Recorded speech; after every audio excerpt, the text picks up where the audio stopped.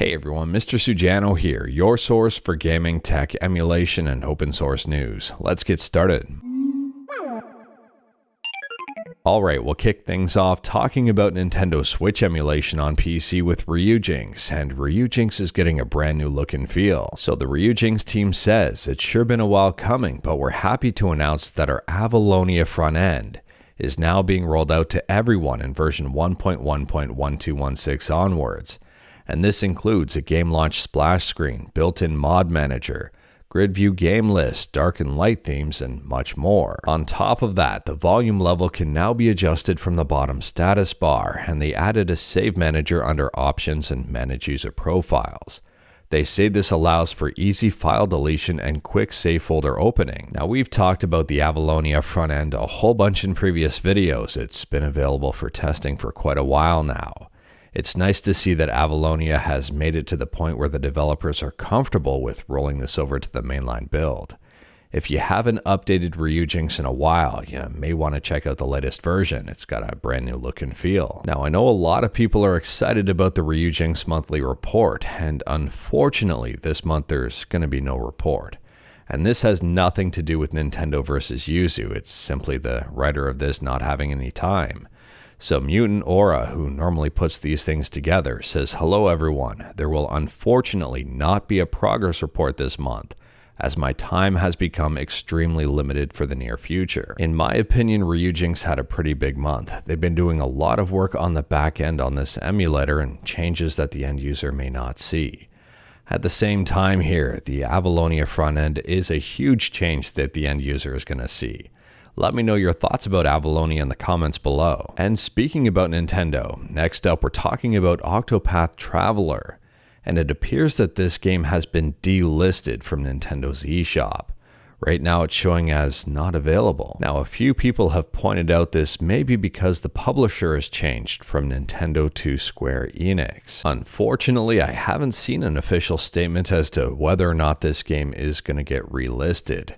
I would assume it would, but who knows? If you know something, let me know in the comments below. And continuing to talk about Nintendo, kind of. Next up, we're talking about Nvidia. And there's a whole bunch of rumors swirling around that Nvidia may be releasing a handheld console. And I'm thinking that we should probably take this one with a grain of salt. If I'm not mistaken, this rumor has been started because of this video here. I'll drop a link to it in the description below. As to why I say take this rumor with a pretty big grain of salt, well, I've got two different reasons for you. The first reason here is we probably won't see anything for a while. Nvidia is probably nowhere near close to revealing anything. And number two, and this is a big one, Nvidia is making the chip for the Switch 2. I'm pretty sure Nintendo would have some sort of anti-compete clause in there so Nvidia couldn't take that technology and then build a handheld of their own. Now, I could be wrong here, and I really hope I am. I mean, I wouldn't mind seeing something from Nvidia, but at the same time, I just don't think it's realistic. And speaking about rumors, next up we're talking about another one, and this one you may or may not know if it's going to be true pretty soon.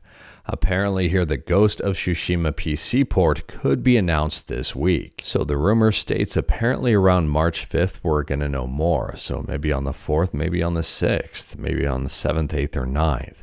Hopefully not more than then, and hopefully this rumor is actually true. And last up here, we're talking about a few emulators on Android that have been updated by Robert Broglia. So the three different emulators that were updated are one of my personal favorites here, SNES 9X EX Plus.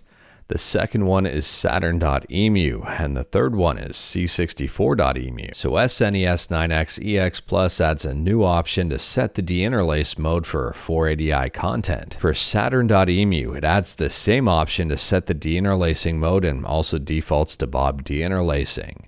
And they've added a per content option to enable anamorphic widescreen, which is useful for widescreen patches. For C64.emu, they've updated the core device 3.8 and they've added color settings to the video options. And for all of Robert Broglia's emulators, he's added key bindings to close content. Now, if you take a look at his emulators on the Google Play Store, some are free and some are paid.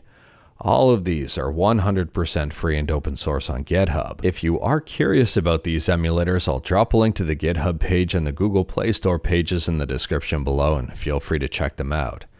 If you do purchase one of these on the Google Play Store, the proceeds do help out the developer. But anyways, that is all I've got for you in this one. Straight to the point, all stuff and no fluff.